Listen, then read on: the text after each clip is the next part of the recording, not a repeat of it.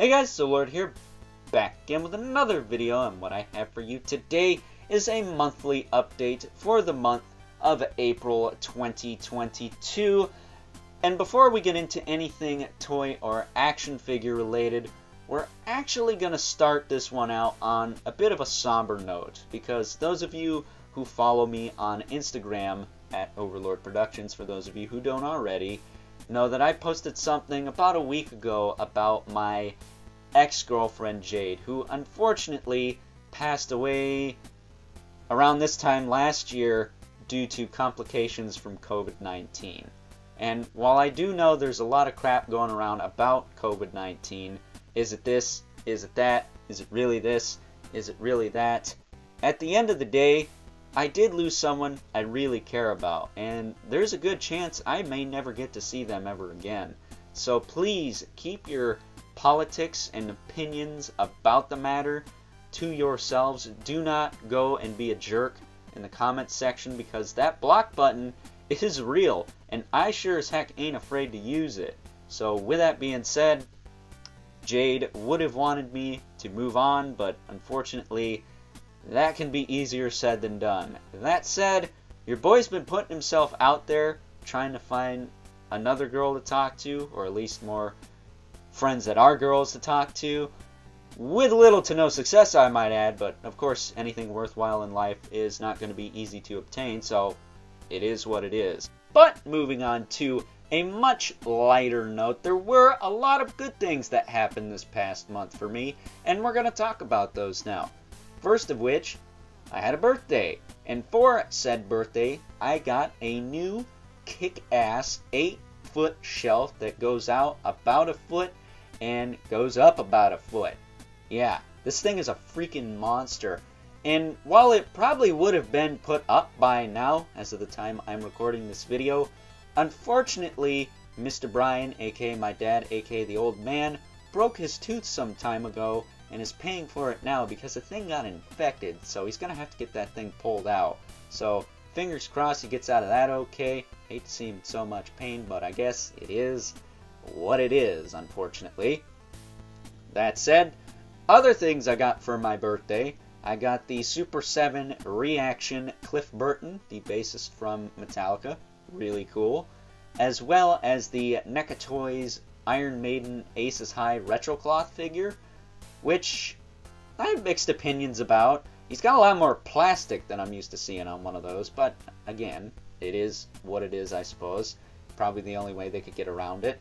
Cool figure, not sure if I'll get around to reviewing it though, but if I do, you guys will be the first to know, I assure you, especially if you turn on notifications.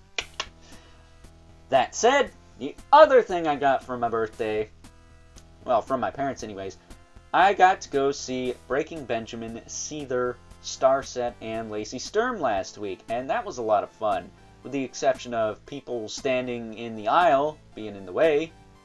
That was annoying. And the fact that my phone was being a jerkwad and not having enough storage to film what I wanted to film.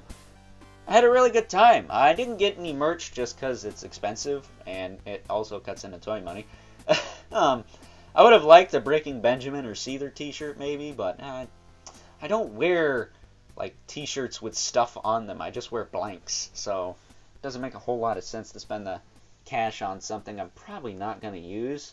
It's just kind of a keepsake, and even then, I have the ticket for that. So no merch, but I had a good time nonetheless. It was a really fun show, really long show. It was like 4 hours, and we almost missed Lacey Sturm. She was about halfway through her set by the time we got there, because they started the sumbitch early, which thanks for the heads up, Cool Insuring Arena, but nonetheless, it was fun either way.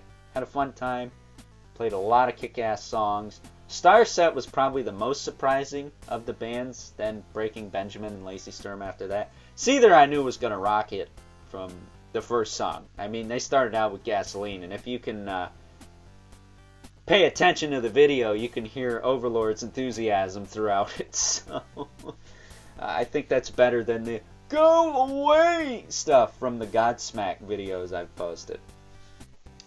But nonetheless, other than that, I did get $100 from my mom and $100 from my grandparents. So with that, I bought some Cosmic Legions. I bought Kenox Val, Novian Lean, and the gray alien guy, whose name I can't pronounce at all, and you couldn't pay me to try and say it now. That said, Mr. Brian, aka my dad, aka the old man, bought the other 2 Cosmic Legions I didn't have the money for. The Grave Keeper, whatever that thing's called, and Bira Jumbira, or whatever you call it, Scorpion Lady. She looks like Scorpia from Masters of the Universe, Evil Horde. So, I will have reviews of all 5 of those up when they come out. Probably would have been better if we just did freaking all in, but, you know, we don't have room for accessory packs and whatnot, so we decided to skip out on that. That said, looking forward to getting those in 2024. That said, also, they are trying to get us our vampires relatively quickly. I think they're about to ship from the factory in a couple of weeks here. Chris is going to go and lay down the hammer with that. Although there is some complications with China right now, so fingers crossed nothing goes wrong there. But the other things I bought with the birthday cash, I got the Masterverse Barbarian Skeletor and Viking He-Man. Those should actually be showing up today as the day I'm recording this from Entertainment Earth, so that's exciting. I'm looking forward to getting my hands on those because they look like really solid releases. That said, I also got Fisto on clearance for about 13 bucks. He's not here because there ain't enough room, but rest assured, I got him. I actually filmed the video already, and he's a pretty nice figure. Weird they went with the die-cast hand, but hey, something extra, I suppose.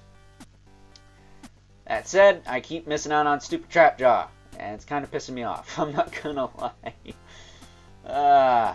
But I did get Merman and Tila off BBTS, and I'll be shipping those at some point. I'm waiting for my Horde Trooper from Origins to ship, or I guess show up in my pile of loot, because I do have Clawful already.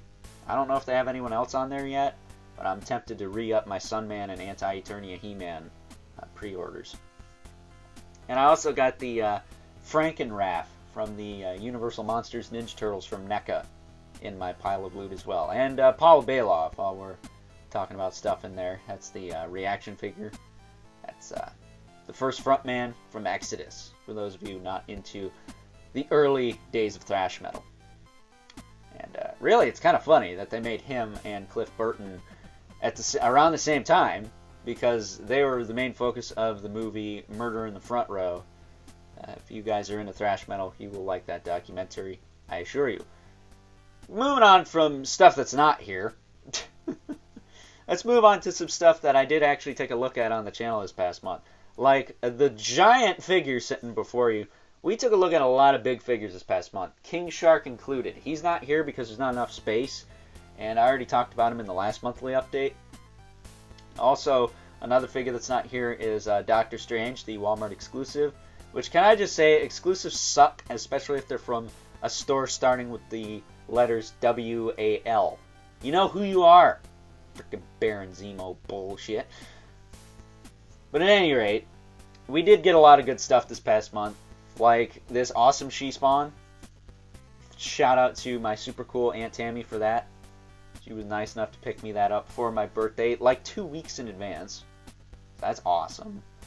And then my super cool Aunt Kelly from Florida hooked me up with Kotal Khan and the Joker from Mortal Kombat. So, couldn't be happier with those. Kotal Khan, it's got a little bit of weirdness going on with his biceps, but other than that, really solid figure. That Joker's badass, though. That's one of my favorite Joker figures. Next to the big one behind him. Yeah, I know a lot of people aren't crazy about that Joker Titan figure, but you know what? For the price I paid for it, which is 30 bucks, mind you, because my dad is a Target Cult Circle member, I'll take it, especially since it's not going to shatter into a million pieces like the DC Collectibles version. Ditto for the Clayface Megafig standing next to him. Yeah, I know he's not as articulated as the Mattel Collect and Connect Clayface. I think that was also a Rebirth, if I'm not mistaken.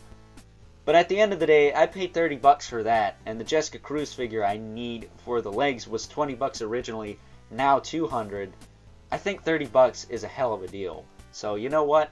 I'll take it. I'll take 60 bucks for those two giant awesome figures all day, every day, 7 days a week. That said, no discounts on Cygor. Unfortunately, I just paid up the full $50 price tag for him, but I really like that figure despite his shortcomings. Apparently Overkill is starting to drop on Target.com now, so that's exciting. Looking forward to that, very much so, because I actually think I have more Overkills and Cygors, but I always get excited for new Spawn stuff, because Spawn is one of my top 3 things when it comes to action figures, next to Gargoyles and Ghost Rider. And the fact that we're getting as much Spawn stuff as we are as of late is super cool for me. Moving on from Spawn and McFarlane Toys in general, actually, let's talk about this NECA Toys Kessler Wolf for a minute. And can I just say, a good werewolf figure is incredibly hard to find.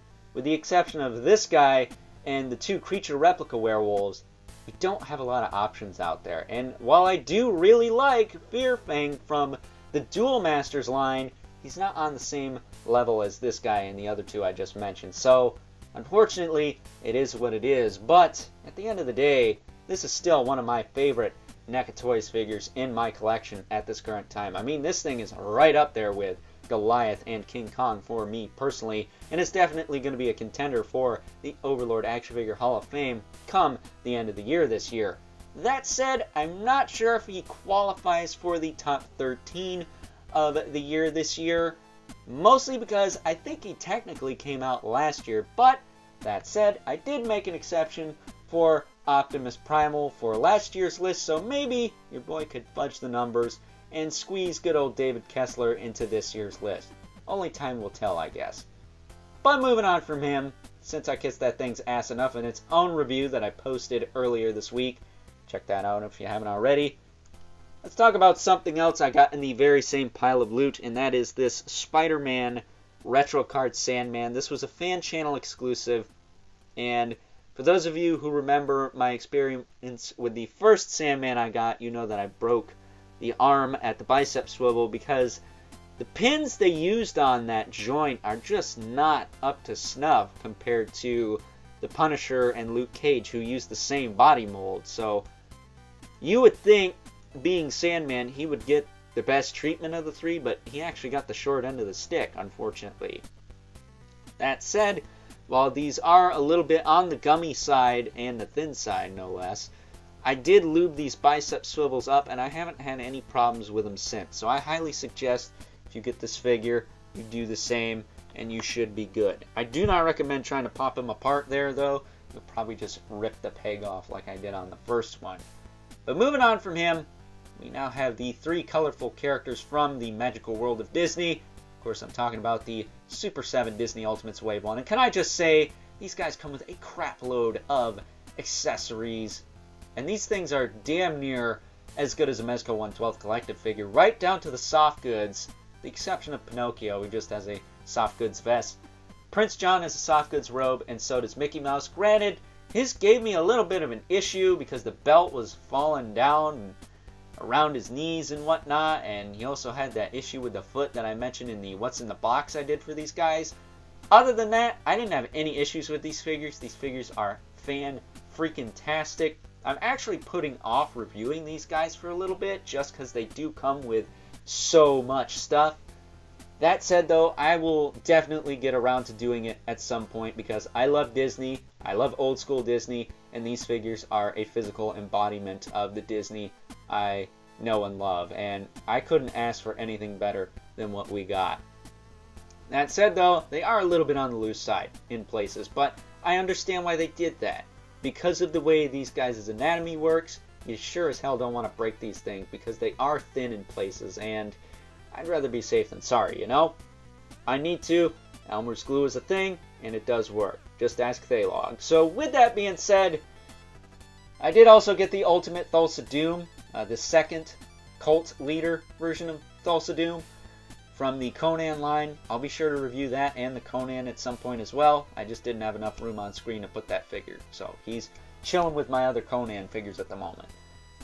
I forget anything else? We got the Mego Claude Rains. I think that's about it. I did open the 2 Star Wars figures. Really love, was it Wrecker and Darth Maul? I got a suggestion to review that Darth Maul, so maybe I'll do that. I'll make an exception. Would have been smart to do it on May the 4th, but instead I put up Clayface. So check that out if you haven't already, I guess. And with that being said, I hope you guys enjoyed this month's edition of the monthly channel update. Stay tuned, I got plenty of stuff coming your way, like the Masterverse Viking He-Man and Barbarian Skeletor, along with the DC Multiverse Joker Titan Megafig, who's actually going to get his 5 seconds of fame right here, right now, because poor Joker Titan's head's been cut off this whole time. Sorry about that, my guy, but that's what happens when you're literally the tallest figure in an action figure line, and you also happen to be surrounded by a bunch of figures that are shorter than thee. That said, we not only have those coming, we also have another week of more traditional style Overlord content coming, or at least that's what I like to call it anyways, along with the infamous Overlord 10-year anniversary week-long marathon special extravaganza, whatever you want to call it.